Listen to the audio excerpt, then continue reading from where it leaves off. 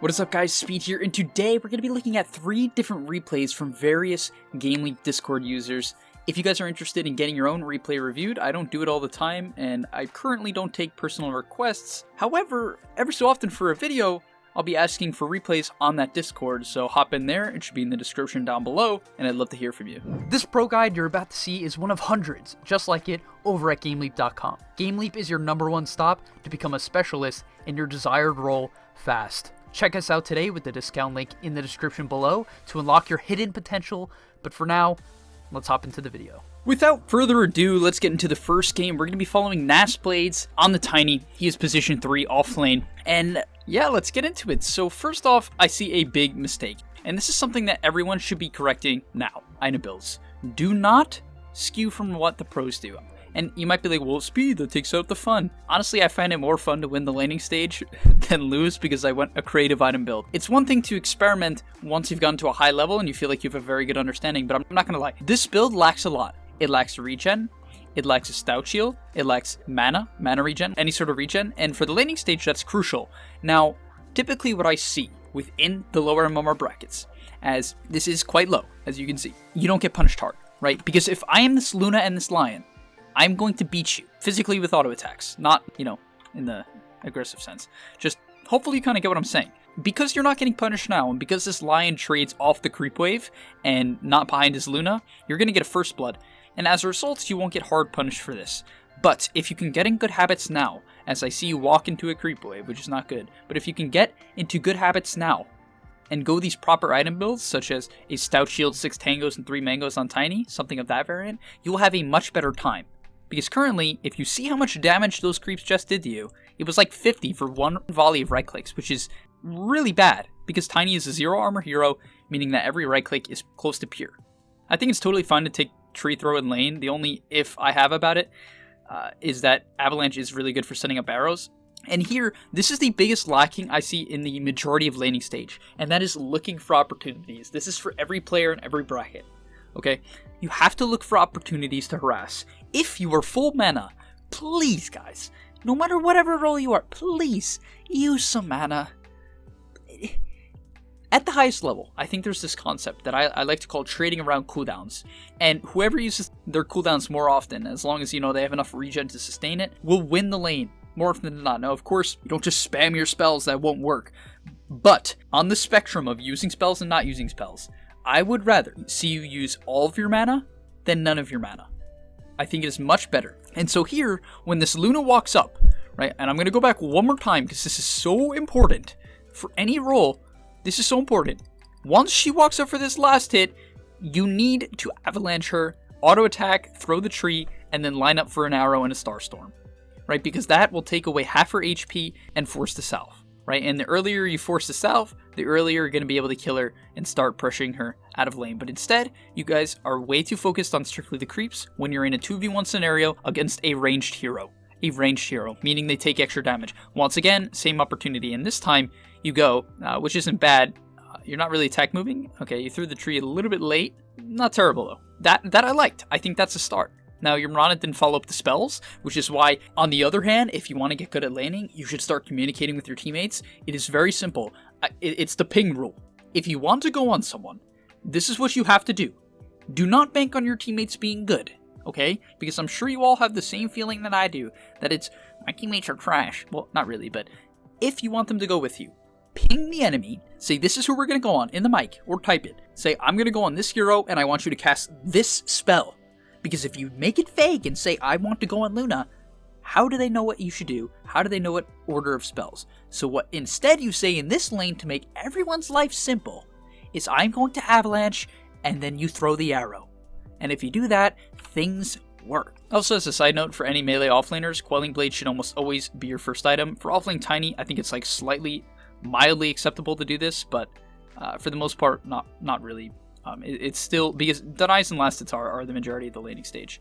Another arrow from the boy, and so far, you're getting the last hit, so I'm cool with this. Obviously, they always could be higher, but not the end of the world. And now we have the issue after you use that combo of not having any mangoes. Also, the problem with buying bottle as an offlaner is that unless you give it to your position 4, which is your best option here, you're not going to be able to get any more charges. So this is essentially a very weak use of 650 gold. The reason why mid laners can afford to spend 650 gold, which is a ton, oh no, on a bottle, is because they can fill it up with runes. And I guess your strategy is instead to kill yourself, which I totally can respect. Problem here, you buy Blades of Attack. Blades of Attack is not a very good laning stage item. I would highly rather see you buy a Chainmail, which would give you 5 armor, considering you have 0. Once again, I genuinely believe if you are looking to win the laning stage, you want to cast your spells a lot and buy ample regen. And if you do that, you're going to have a much better time. Let's talk about one more thing, right? There are going to be 3 replays, so I don't want to harp on this replay for too long. However, we look at this clip here. You need to make up your mind. In Dota, I find that for the high MMR players, especially the players of TI, OG in particular, one of their strengths was their ability to make a decision and commit to it. You here seem very confused, right? You're not sure if you should go or not. I personally think you could kill this Pudge if you wrapped on him, but you're not coming from a logical angle. High chance if he has a ward here, it's going to see you, or here. And as a result, I would highly rather see you wrap around on him. But instead, you kind of give up, you're unsure, and now that just becomes a complete waste of time. And 30 seconds wasted in Dota could lose the lane or not. Right? It could simply change the entire course of the game. So I kind of like the idea of you going mid. It's not bad to me, considering Mirana is a pos 4 that can use farm, but you waste a lot of time, you don't commit to it, and as a result, okay, gotta attack move a little bit better. You're kind of... Attack moving is one of those things where the earlier you get used to using it, the faster you'll get kills. And also, second half to this gank, before we move on to mid game, is you should be looking for a toss back towards your Elk. I think this combo is fine, but Avalanche is only level 1, making this not too great. Even a toss under tower, right? Maybe this cart is in range, close to it, would be a little bit better. Yeah, now from having 10 CS at around the 3-minute mark, you still only have 10, and it's a bit tough. Like, I genuinely believe if you want to go up in MMR for Tiny, you should be playing for 30 CS at the 6-minute mark, right? Not 10. And you might be like, well, what if I want to gank? I mean, yes, but it's unreliable, as you've seen. You've spent the last 3 minutes trying to make something happen. You got nothing out of it, like literally nothing. So the easier play is to just continue crushing this Luna, because frankly, she's absurdly weak in lane. It's the reason why you don't see her in the pro scene, but you're not pressing that advantage. Now, talking about item builds, as this is going to be the last thing I want to mention, is that currently I see that you are going the Ags before the Echo Saber, but up until now, right, at the current recording of this video, you need an Echo Saber to make Ags particularly good.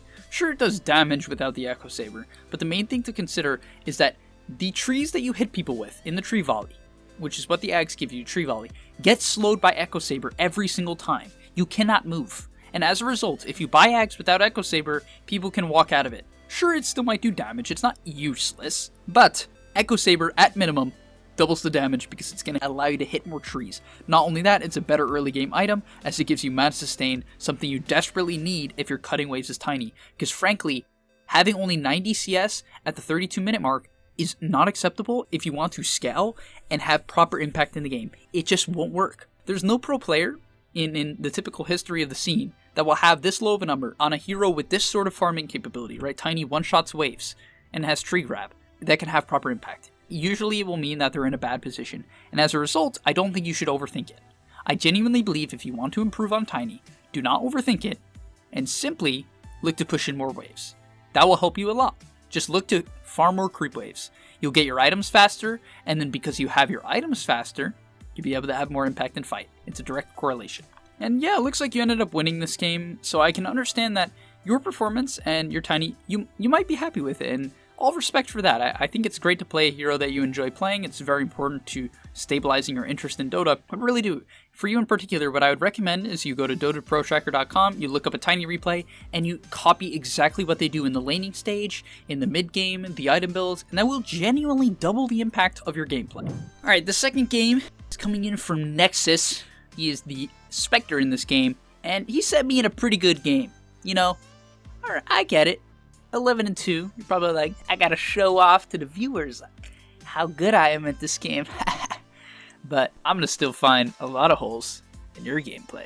So first off, I mean, I understand why you buy this stick. My only concern would be if they do proper lane swaps in any sort of regard and you don't lane against a bristle, this item is very bad to start with. It would be much better for you to just have a branch and then even start the lane with the branch and just instantly buy the stick at the side shop. I would even prefer that because it is hard to ship out the branch, and I love branches. So first off, you completely grief your lane with this block. In the safe lane, you do not block.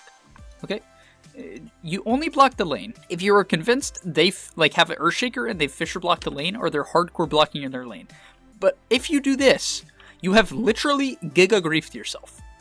Because now the lane is going to push. It will push, period. And as a result, dagger, okay, it's going to push, and as a result, their tri-lane will become a lot more effective. I don't know why they have some bristle cutting waves, but you do not want to do this. Also, secondary note, remember how I was talking about using spells in the last section? This is what I mean. For ranged creeps, you 100% of the time cast Spectral Dagger. Right here, you should auto-attack Dagger when it was a bit higher HP. I mean, you get it anyway, but it is extremely risky. Better players will get the deny as the Tiny there, period. And therefore, it is... Did you just insta-ship out a Quelling Blade? Oh my god, I really hope your Invoker just never uses a Courier. Because that is one heck of a... I'm just going to say it for all you mid laners. I'm running down mid if you do that again, kid. Alright? I'm sure that's what they would all be saying if they were in your game, so I'm just saying it for them. Like, you get your Quelling Blade and all, but... Oh, alright, I'm just going to let it go. Side note, so the reason why the lane didn't push, just to clarify, I know I'm going all the way back to the start, I'm going to skip really quickly through. Just, this is really important, guys. So if you're on the enemy team and you know you're playing in some sort of a tri-lane and the lane is pushing in, you shouldn't static it, right? So for some reason, Tiny, tosses the creep over. I don't know what in God's name that was. Why would you toss the creep to your Bristleback? Someone explain. But as a result, instead of just staticking the wave and using the melee creep to static it over here, which they easily could have done, they could have staticked it right here and then completely zone Spectre out. Instead, Tiny's just yeet, throws the creep over to the Bristleback and completely ruins their chance of zoning out the Spectre, which makes very little sense to me. I don't understand his logic. Maybe he's mad at the Bristle. That seems like the most logical thing. I don't know.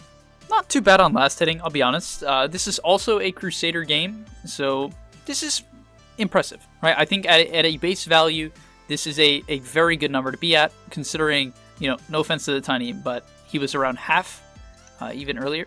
So, this is good. And in fact, for carries, I think this is a really good mark to go for. If you're around this rank and you're uncomfortable at last hitting and it's something you want to improve, I think going for 20 around the 5-minute mark is totally acceptable. If you're a little bit higher, I'd shoot for 25, then eventually 30, and the higher and higher up you go. If you set these goals, you'll eventually hit them, and I think it's a great thing to do to improve your gameplay. The main thing I want to point out that I like particular about his gameplay is that he's not putting pressure unless he's forced to, and I think for a lot of carry players, they feel the need to constantly help supports, and maybe he slightly overextends in certain situations to do that, but for the most part, it's been pretty clean where he's not completely killing himself to help out with harass. He is a Spectre, right? And similar for a lot of heroes, the PAs, the Terrorblades, even Slark in some situations, right? A lot of these heroes really struggle in trading in the early levels, and as a result, it's okay to just chill back and get the creeps and let your support be the wall. Let the support take the harass. I mean, I know you get away with this, Midas, but no joke, guys. I think greed is the name of the game in solo queue. If you're genuinely trying to get EP on MMR, and that's all you care about, play for greed. But, going Midas. The problem is, Midas as an item does help you scale if you're completely free farming and there's no enemy heroes. But you have to look at it as if this is a game against opponents. So, if you die to your opponent because you bought a Midas instead of Treads, or you don't kill them because you got a Midas instead of Treads, you are losing net worth as a result of buying Midas, right? So Midas, as an item, you have to be very careful with when you're rushing it against aggressive lanes. Does he get away with it in this game? Seemingly yes. But if he went a Wraithband and Treads, he might even have the potential to zone out this Bristleback, which would be extremely impactful. Or even just a Ring of Health, right? One of these items. And for that, I think the Midas is okay. It's fine. You're getting away with it. You're winning the lane anyway. So it's fine. But be careful about doing something like this. Dude, who do you think you are? What? Okay, dude, I'm done. I don't even want to watch the rest of this. You take the Courier at 50 seconds in, and then buy the Tome. You're totally the type of guy who buys the Tome, uses the Courier 50 seconds, and then tells their team that the early game was on them. Frick you, dude. How do you use Tome on Spectre? Your hero does nothing with levels. Or very little. What? You have... What? So this was a bit of a weird play here. I don't really understand why the Meepo didn't just kill you here, frankly. He could have just auto-attacked you to death. So, I feel like you manning up on him here should have just gotten you killed, but his micro is clearly a little bit off. Otherwise, you should have died, and then you walk right up to him to throw a dagger, and don't hit the main meepo, or the low meepo with it, and now end up dying. So, let's talk about this, right? First off, what is your priority as a Spectre? Because, please, if you're playing TA, Spectre, Alchemist, have priorities. If you're farming, have priorities on the farm. Your hero is not fight-oriented, especially when you're 300 HP. Yes, you can haunt in for a kill, that is fine, but even walking up to this guy, as if, like, your dagger is particularly useful, is not acceptable. You can throw the dagger once you're a whiles away, but then you throw it at the... Oh, it's so greedy. Just, what I would prefer you to see is you run to the shrine, you just wrap around, shrine, continue farming. Do not take your chances, like, in a situation where you're 300 HP and you aren't sure if they have kill potential on you. In fact, I mean, the meepo should have killed you, so, in general, be very careful. Easy? What? So you TP top shrine here and just push in top, which I think is totally fine. In fact, I like you farming mid here. I think it's nice. You're going to put some pressure on the mid tier 1 tower. So I'm cool with this. It's just important that you have a plan afterwards. So you end up farming top here. And one big thing I'm noticing is that you're not buying any clarities, which can be replaced by a soul ring. So the typical thing we've been seeing with Spectre lately is soul ring. Right, it is an item that gives you sustainability in the laning stage, gives a lot of strength and HP regen, and gives you mana for farming like this, right? Because you're maxing out the dagger and don't have the farm for it. So instead of buying this Vanguard, you could literally just buy a soul ring. It gives you the good strength, it gives you the mana, and it would give you more farming potential. Because frankly, all this Vanguard does is heavily delay your Radiance timing, right? Is it good this game? Yeah, it's pretty good. It's pretty good. But frankly, meepo can still solo kill you. Right? Does it make it harder? Yes, but he still can if he has the proper item advantage, which it looks like he's having this game. He is 9-1. So this item, in my opinion, just delays your Manta Radiance, which will actually allow you to help deal with him. I think it's much better to farm in the direction of a lane. Please, try to farm in the direction of a lane. So you see the tiny bottom here, but you just purchased the Vanguard, and let's look at the minimap, because when you're AFK farming a small camp, a medium camp, large camp, doesn't matter. Look at the minimap. The minimap is so important. It's so important. I need to know what's going on. So maybe you are, but seemingly you're not, because all you see is a tiny, right? All you see is a tiny. And as a result, I have no problem with you farming this camp right here, taking this, and then farming the wave, because Spectre, it's totally fine for you to jungle if you're threatened, but you're not threatened by Tiny. He doesn't threaten you. Look at this build. Is this threatening? This just makes me want to throw up. And you see the meepo top, which is your main, it's your main threat, right? You see the main meepo top. Ooh, the basher first. But back to the point, I don't like you farming away from the lane here. Or if you're going to farm towards mid, I need you to get to the mid wave. I mean, I know the meepo's hunting you now, but I really would have liked to see you push in bottom, and that would have amplified your farm. You not farming a lane is really hindering your item timings in general here. Also, not having a soul ring it's pretty brutal on this hero. I feel like you need it most games, especially as a replacement of Vanguard in any sort of tankiness and HP regen while farming. However, I will say, to be friendly, I do like that your priority is on farming. Regardless of it being perfect or not, I think you have a good concept of what is important on your hero, and that I like. You're not forcing too many engagements with Haunt, you're not going crazy, you are dying to not to a meepo. Oh, gotta get out. Okay, and yeah. And you're fine with using Haunt defensively to get away from a gank, which I'm kind of cool with. I don't think it's that big of a deal, or you should freak out about using that ability to escape meepo gank, right? It's not that bad, especially pre-Radiance. But in general here, one thing I want to say, guys, is be okay with sometimes taking a risk. Now, for Spectre, he really hates meepo. I'll be perfectly honest. You hate playing against meepo, but at the same time, you want to get lanes in. So this is, once again, great. I think what you do in lanes is generally good. However, there's a couple situations where you walk way too far away from them and take way too long to push them in. So bottom, it was slightly dangerous until the meepo showed. Oh no. Yikes. Oh no. What's going on? What the? And yeah, I mean, right now, I think your general play for this rank is good. I do. But your problem is you've delayed your Radiance timing very heavily and now just casually sold your Quelling Blade to the point where it's going to be hard for you to help them, right? You didn't need this Vanguard to get this timing. It hasn't saved you. You would have escaped meepo through Haunt anyway.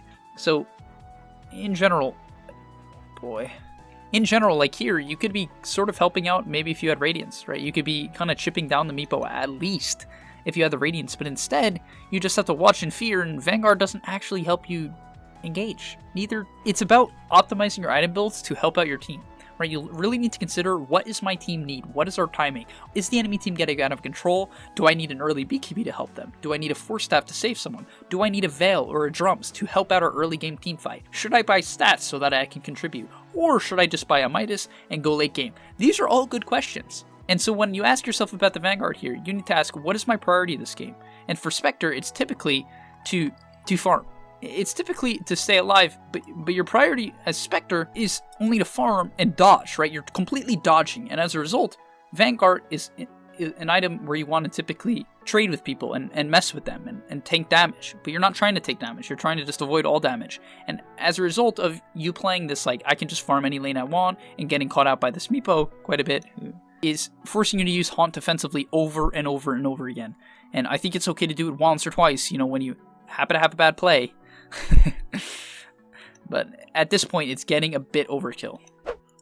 Alright, and last thing I will say is here, I think it's fine. Once again, like, you were coming back, and for everyone, if you're Meepo, like, if you're playing any sort of role, or you're this Faceless Void, just, I think I say this in, like, I feel like it's every other video at this point. Maybe I'm wrong. Maybe I say it, like, once every 10 videos. I have no idea. Stop diving high ground. Just stop.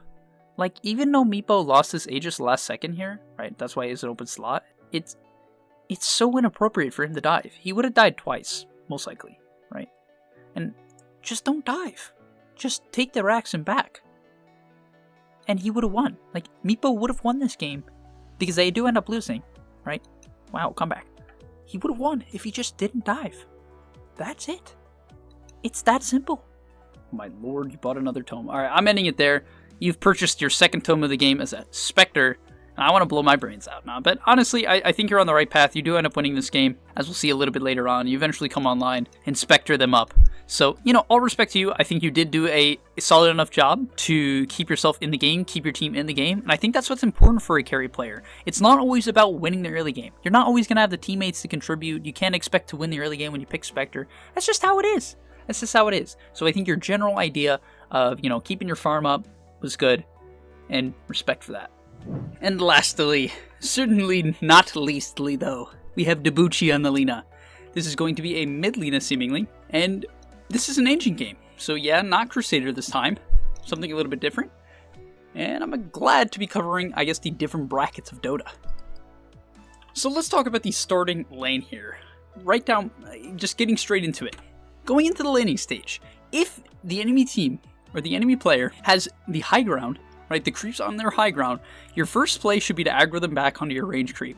This creates a scenario where, you know, you'll get the lane equilibrium back, but also can potentially set up a range creep deny. And think about it, if your range creep is in deny range, or gonna get denied, what does the Storm have to do? He has to approach.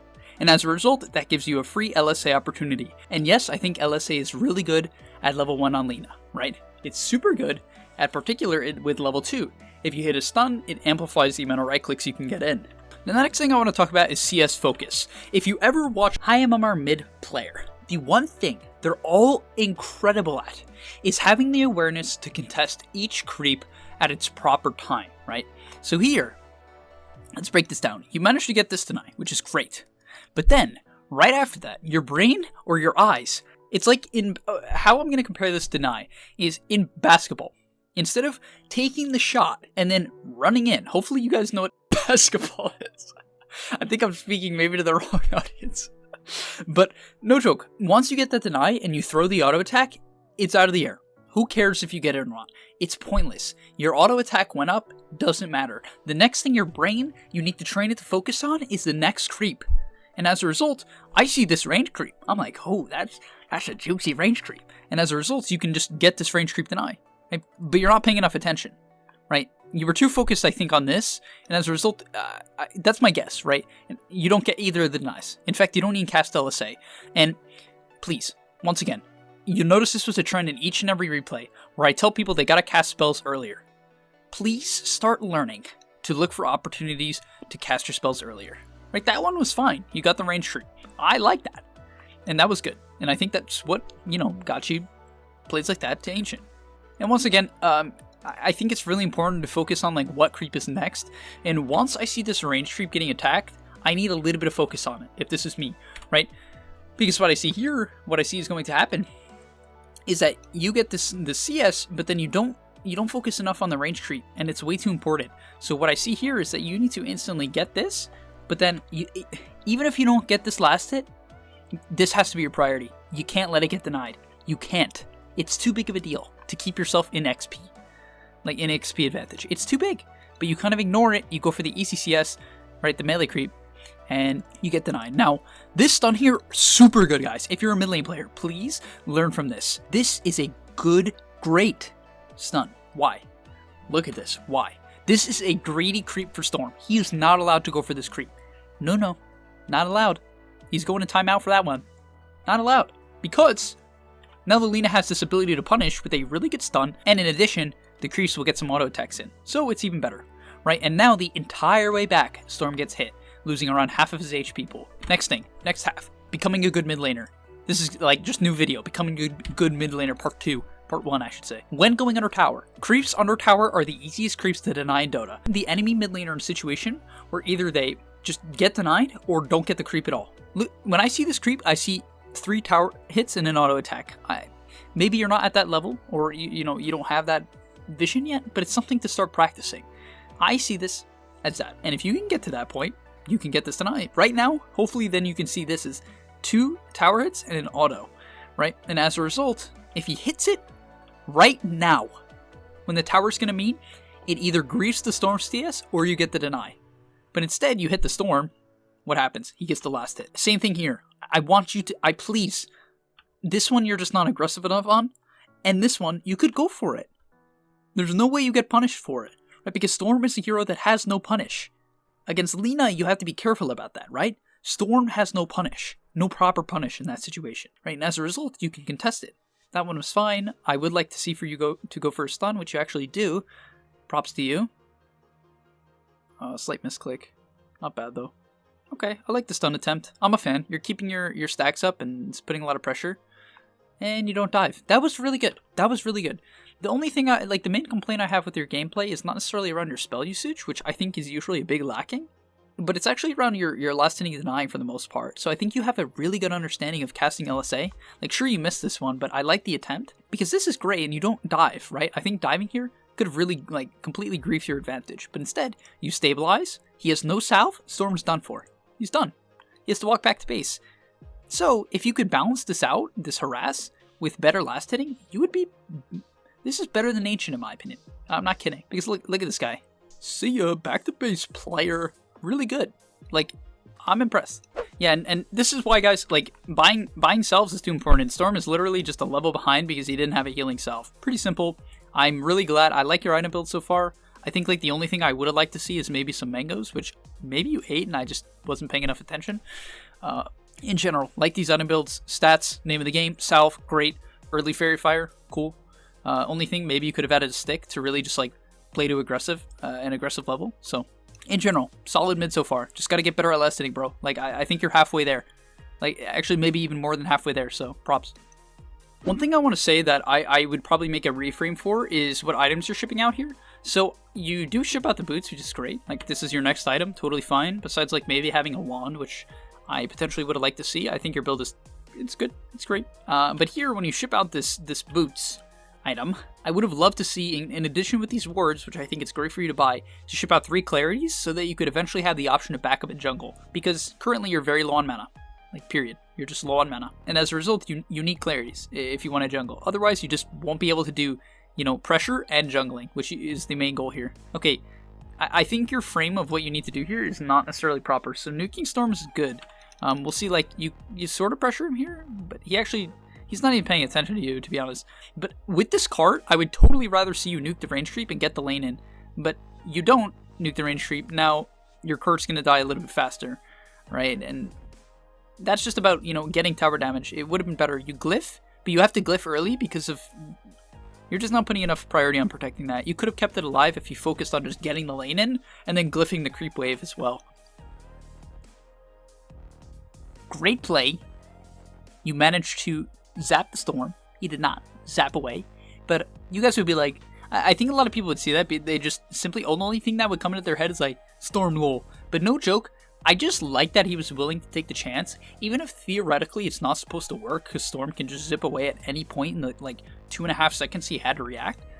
But people just, you have to understand, even you probably have this sometimes, you just don't react properly. You're not always going to react properly. You might be like, there's no way this guy goes for this play, it makes no sense. Does it anyway, gets the kill, he's an advantage. So the next idea I want to talk about is one I stressed and really explained a lot to one of my recent students, and that is the idea of having a strict knowledge of what you're going to do next. What should he do next here? Can he pressure the tower? Maybe, could be the option, but he does know that there could be, a threat of a Mirana. He doesn't see the Mirana. He has no idea Mirana's going bot. So pressuring mid tower, maybe not the best option. Could get him killed. You never know. So he could just jungle. But if you see, there's hesitation here, and I don't like hesitation. I don't like it. Not one bit. It wastes time, wastes efficiency. So right after you get this auto in, you're either running at the lion, these are your options. You're running at the lion, you're booking it straight to the arcane rune, or you're running straight to the camp. Right? These are your options. But you hesitate, you waste a good 2.5 seconds, and now you're farming this golem late. In fact, there's something I don't like even more in particular. You're missing a whole midwave. You're just going to miss a midwave because of this. So was farming this before you push in the midwave a good idea? I'm going to say no. Right? Because now we just looked mid. You actually lost an entire, almost an entire wave. Right? You get the range creep, which is good. But you lost 3 creeps. So you traded 2 jungle camps for 3 creeps when you could have probably gotten both if you pushed in the wave first. If you're trying to maximize efficiency, you push in lane, then jungle. Not the other way around, please. Not the other way around unless you feel like you're getting crushed and you can't show. And you have to wait for it to be under tower. Push in the lane, then jungle. Lane, then jungle. Lane, then jungle. Next thing we see here is this TP bottom. I don't like it because it's using your TP, your ability to be anywhere, anytime, for this very short distance. Right, you're in the bottom jungle, and I really like the idea of you farming bottom jungle and making a bottom side rotation. I like that. It's one of my favorite ganks because it makes a lot of sense. You go from the shrine, so you're going to be full of resources, and you could gank even on the 10-minute bounty rune, right? You have a really good option there. But you force this fight previous to runes, previous to any main objective, and now hopefully it works out for you, right? I don't know. Void is no chrono, which isn't so great. Looks like you get a lion kill. And my question now is this worth it to have no TP and not be able to defend the mid tower? Kill light. Oh, that was close. Even now, right? I'm still questioning. Is this worth it? You get 2 bounties, yes. But could you have done this if you just walked here? I would argue it's obviously hard to know, right? I'm not some psychic. I would argue it was close. And not having TP is going to really smack your mid tower, which it does a little bit, right? It does only a tiny bit though. Not too bad. It's a Storm Spirit after all. So, all I'm going to say is committing a short-range TP like that isn't the best option in my opinion, because you want to have the ability to take the gank bot, get the kill, and then instantly TP back to mid, defend the tower, and keep your farm up.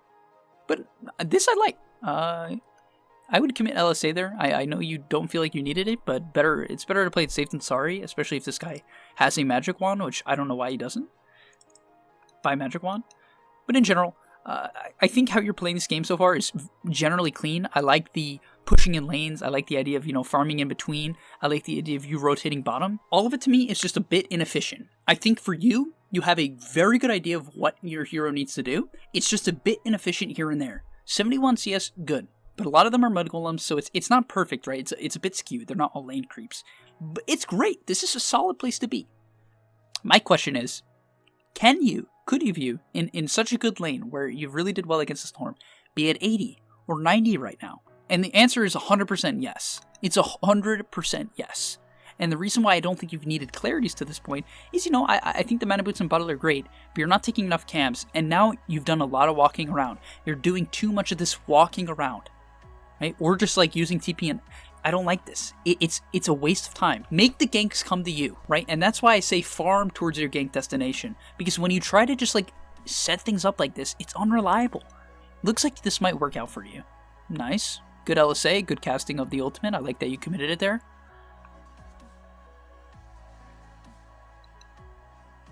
Not bad. Not bad.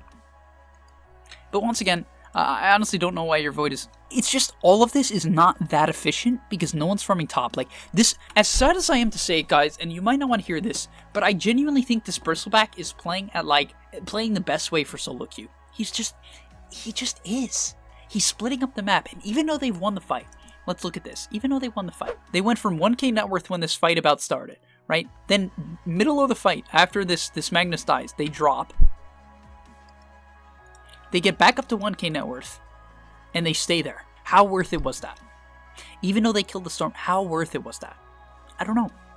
And that's my big question for Dota. Bristle, he's not playing well by any means. He only has 50 CS and he's been AFK farming. That's pretty atrocious. I don't even know how that's the case, frankly. But if he did this better and was more efficient and better at laning, this guy would be a divine player instead of Ancient, right? If he laned better, because if I watch this guy's lane, I'm sure I'd be like, picking on him a bit. But in general, I think the main picture here is I would really prefer you to maybe even go top and run out this Bristle. Like, a play that would make a lot of sense for me to guarantee your scaling is you run to this camp, this camp, this camp, this camp, this camp, and then you see this Bristle like cutting wave, you kill him, you push in his wave, and you're just giga farmed compared to everyone else. Not even close. Is it fine for you to gank bottom though? Yes, of course. Oh, yikes, what is this though? It's fine. It's just the bigger picture here is how efficient were you when doing it? Did you take any camps in between? How efficient was it, right? I just don't like the idea of seeing you not surprise anyone. Ganks have to be surprising because they want to be quick. That's the idea there. And like, by all means, is your performance good enough to win an Ancient game? Yes, it is. It's not good enough to win an Immortal or a Divine game. That's the problem, right? Once again here, do I think your rotating is great? Yes, you get the kill. It's fantastic. And I'm going to end up the video here because this is the main thing I want to talk about. But really consider in your games, guys, if you want to watch them over or just even think about them, how much space am I actually creating? How much am I actually getting out of this gank? You guys get the tower there. Pretty good. Pretty good.